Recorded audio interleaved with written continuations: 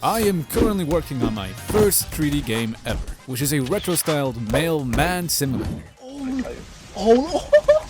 the last devlog, I made, let's be honest, a very bare-bones version of a walking simulator. So in this video, let's focus on gameplay.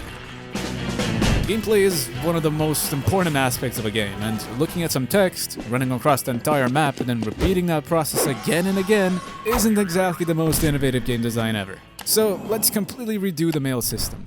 But before that, there's some things that need to be fixed. A bunch of you commented that I can change the default filtering mode in the Godot settings. So now when I recompile the map, everything is fine. And all I had to do was go here, click this, and set this to nearest. That's it. There was also a problem with the player not being able to walk up the sidewalk. And this person commented that I can change the angle in the built-in controller settings. And why didn't anyone tell me this? This is all I needed. Everything works perfectly fine now. I also set up version control for the project, which is super important. Don't ask why my project viewer looks like this. Anyway, I'd figured I'd start by making the player's home, since it's pretty important for the gameplay loop. The only problem was that I hadn't touched the project in almost a year.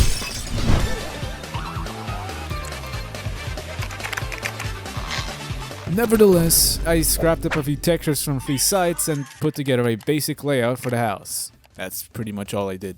Now the next day is when I started making some real progress. I decided to add a door. A door would be pretty easy to make, right? Essentially, it's just the same as the gate I made earlier.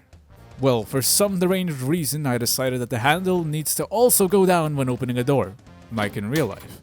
I then spent 3 hours trying to rig the door, and I don't even want to begin describing the kind of problems I encountered. This shit is not working, guys. I'm kind of retarded. The solution, so that the handle moves with the door, was to parent it to the door. Yup, that's right. And to make the door not do whatever this is, I weight painted the areas manually. Then I made a bunch of animations and added some sounds to them. And I guess we're done with the door now. Look at this. I am really glad how it turned out though. I love the handle animation. I could do this all day. Now I know I should be working on a proper game loop, and this probably isn't the smartest use of my time, but check out this lamp. I added a spotlight, but it was kind of dim. So I also added a Omni light to each lamp. So that's 2 days down the drain, and all I've got done so far is an empty house with doors and lamps. So I started modeling some furniture. I made a TV, a cabinet, a coffee table, a sofa, and then I added a bed with some stains. Hey, it's me. You may know me. I'm here to tell you that if you're looking for a place where you can find out all the newest, freshest information about the Mailman game, or something else, like a Gmod map or something, you should join the Big Battery official Discord server. There's a link in the description of this video. Like and subscribe. Yeah, we get it. Join the official Big Battery Discord server. Hey! Shut the fuck up! So anyway, back to making a playable prototype. I started by making it so that the player gets teleported to the map when interacting with the front door. This is really simple, right? Just change the player's position. Well, I decided to add this effect that fades the screen to black, which took an embarrassing 1 whole hour to complete. I created a new scene with a canvas layer and added a color rect to it. To make the effect, I animated the alpha of the color rect's color. Boom! Now we got a Bethesda-looking ass transition. What the hell? Yeah, I didn't check this box in the timer, so it just kept replaying the animation and teleporting me back over and over. The map does lack vegetation, so I made some roadblock simulator looking trees and just slapped some textures on them. I added them all around the map, and now it actually sort of looks like some real American neighborhood. Pretty cool. I then decided to expand the map a little bit and added 2 new streets. Alright, it's time to rework the mail system.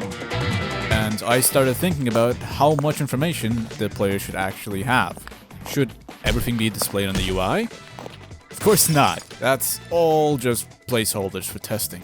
Last year I tried playing some of the oldest Elder Scrolls games, and they have some interesting game design. In Arena there are no quest markers. You ask for directions and people say things like, Oh, that? It's just north of here. Yeah, go north. that's it. In Daggerfall, it's basically the same, except everyone just really hates you and tells you to fuck off instead.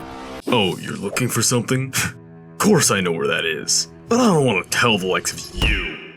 This wood elf peasant is looking for someone. I'm not about to lower myself by answering. Okay, like, why are they so mean to me? So in my game, I'm gonna take... Hello! I, Ninja Pickle 20 from the Ninja Pickle 20 cinematic universe. The old system sucked. Super bad. Wouldn't even bother. Simon Sawyer realized that modern games think you're all boo-boo babies and need to hold your hand all the time. So, no markers, no arrows, no UI, no nothing. Instead now you're gonna get a certain list. It will be a list of addresses. You're gonna have to put out the map, yeah? Good. Take the map. Keep looking at the map. You see this right here, map. Look at map. Keep looking, don't stop. You're actually gonna have to use your brain and look at those addresses and numbers. Big child stuff. And now, you can make your own destiny. You're free to plan as you will.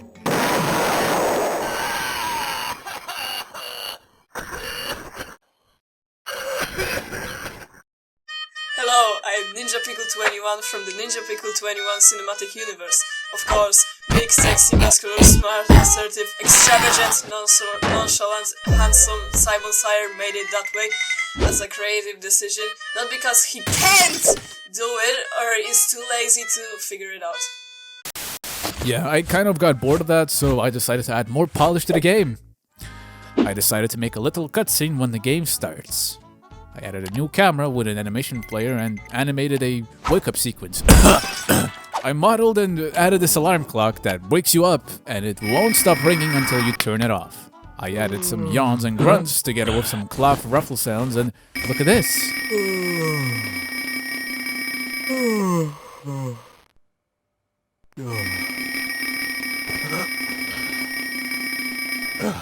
Honestly, I'm surprised how well they turned out. I decided to add a stamina bar with this tiny little guy. And when your stamina goes below half, it appears and then disappears again when you go over that. Anyway, I wanted to add some sort of way to add dialogue to the player. I added a new node called Subtitles and wrote a simple function for it. You give it an audio clip and a line of text, it plays the sound, checks how long it is, and shows the subtitles for that duration. Plus a little extra time. Then I added an audio stream player attached to the player's head, and I just swap out the audio whenever something needs to play. Because this way, I don't have to set up paths and relationships between entirely different nodes.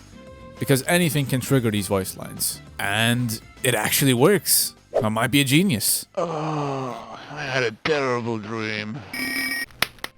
I hate this alarm clock. Also, while I was making furniture, I decided to make these wardrobe doors. As you might have guessed already, they really tested my sanity. Anyway, each one of them has its own random open and close sound. I also added a uniform in there that you can equip, and it's gonna be more important in the future. Also, after you get home and interact with the bed, it will restart the game. I've also started implementing a base script that keeps track of days and money and so on. So technically, the gameplay loop is done. You can wake up, get dressed, go outside, deliver mail, go back home and sleep. I have a lot of cool things to add and make it interesting, but that'll have to wait until the next devlog.